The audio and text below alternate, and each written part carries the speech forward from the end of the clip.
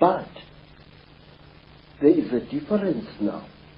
First, originally, the devil was depicted as a hook-nosed creature, like a caricature of a North African Moor.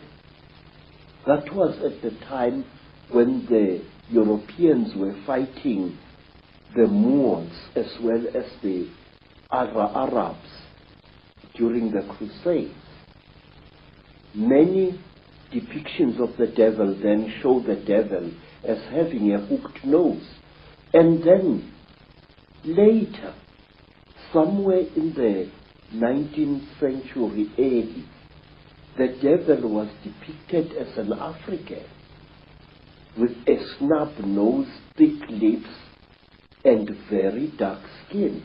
But what amazes me is that now, more than ever before, the devil is represented as a cheetah. What concerns me, sir, is this, that these alien creatures are now about to reveal themselves, and they are making us aware of how they look like. If you look, for example, at bioscope films which were made in the 1950s, the 30s, and so on, depictions of space aliens of that time are ridiculous, very laughable, but not anymore, sir. Today, we are having films that depict the grey aliens exactly as they really are, and the Chitauli exactly as they really are. My question is why? Are we being prepared for a major event? And let me share this with you. The group of American people who came to visit me a week or so ago and who left a rather unveiled threat about me shutting up or else my wife will die, who warned me about a certain creature called Eleazar or Melchizedek, that this creature is watching me. These people said this, that on Lake Titicaca there is a hidden beam of light coming from the sky onto the surface of that South American lake, and that on the 9th of September 1999, something very interesting is going to happen at Titicaca. Now, I'm interested to know what this is.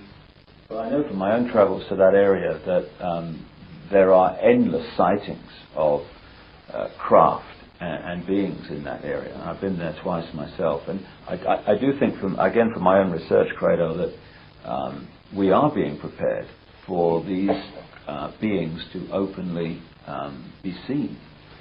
And being prepared this way, sir, when we do see the nasties, we are not going to react to them with the fear that we would otherwise have reacted. Because now what game is someone playing? I think, sir, that they are playing the game that whoever they are, that we should accept these beings and welcome them with open arms and make them our masters. Yet again. You see, sir, there has been a steady build-up in books, in children's comics, and in other things of the fact that we must accept these creatures. It started with the film E.T., where a cute little alien creature got lost on Earth and fought hard to be accepted by human beings. I think the same thing is on the cards here. The question is why? One other thing I would just like to raise before we move into the bloodlines and their connections to the Illuminati is one thing that keeps coming up in my work is that some of these Chitahuli, these reptilians, at a high level of their hierarchy are actually white. Have you come across that? Yes. They are not white like white people. If you take white cardboard and you soak it in dirty water, that is the color you will get. That is the color of the Chitahuli. And wait, sir, let us think carefully about this. According to African storytellers, the Chitahuli have got cold blood. They feel cold very quickly.